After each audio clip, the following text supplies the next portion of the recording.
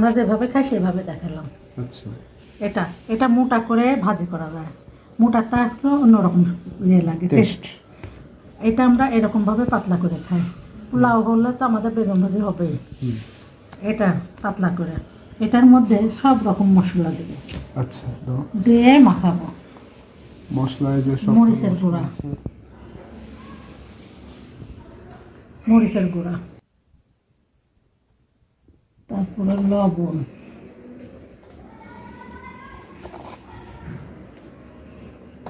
তারপরে এটা হলো জিরার গুঁড়া, ধনিয়ার গুঁড়া। বেশ কালারফুল হয়ে গেল। এটা এখন একটু সরিষার তেল দিয়ে মাখাবো। ঈশ্বর দিয়ে সরিষার তেল। এটা কিছুক্ষণ মাখায়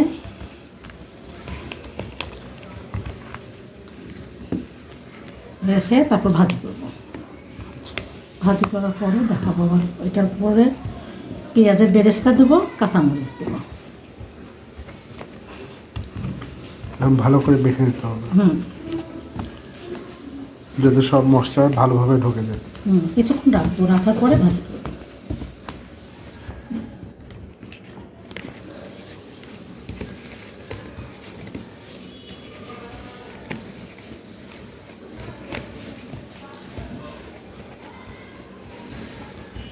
তোমার কাছে মোটাটা ভালো লাগে না পাতলাটা? আমার কাছে মোটাটাই ভালো লাগে। একদম পাতলাও ভালো লাগে না। না, পাতলাটা আবার খুলে দেয়।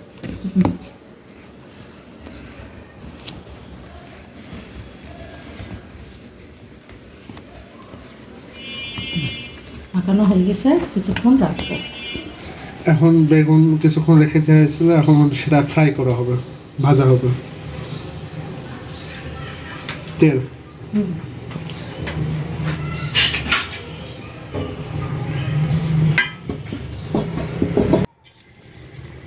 একটু গরম হবে।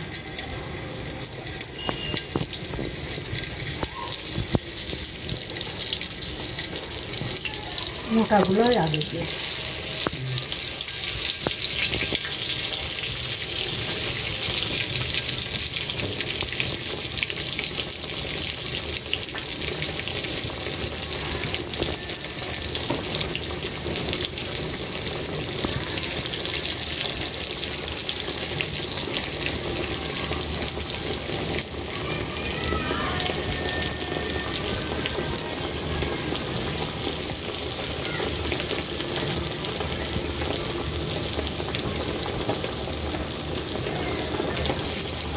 বেগুনগুলো তো খুব সুন্দর দেখতে লাগছে।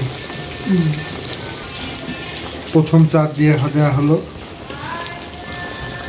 এখন একটা অল্প আছে ঠিকঠাক মতো ভাজতে হবে যাতে ভিতরে সিদ্ধ হয়ে যায় না।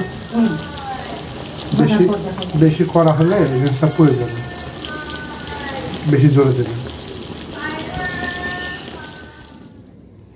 এই তো আলহামদুলিল্লাহ আমাদের শাক ভাজি হয়ে গেছে কমপ্লিট। এখন হচ্ছে এরপর কি দিবা দাও?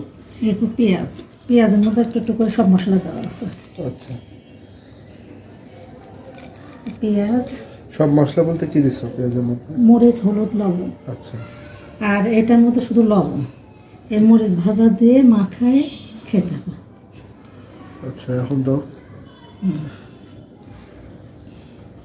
তো এই হলো স্পেশাল রেসিপি বেগুন ভাজি। পোলাওর সঙ্গে খুব ভালো লাগে।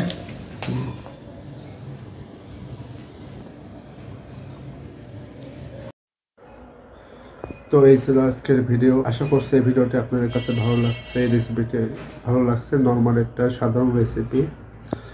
তো ট্রাই করবেন, ভালো লাগবে। তো ইনশাল্লাহ খুব তাড়াতাড়ি ঈশ্বর দিয়ে যাওয়ার চিন্তা ভাবনা আছে, দেখা যাক কি প্ল্যানিং হয়। আমরা খুব দ্রুত ঈশ্বর দিয়ে যাবো, আমাদের কিছু কাজ আছে। তো ইনশাল্লাহ আমরা যদি ঈশ্বর দিয়ে যাই, আমার নানির বাসায় যাই, তো ইনশাল্লাহ স্পেশাল ভিডিও আসবে। তো সামনে আরও অনেক প্ল্যানিং আছে।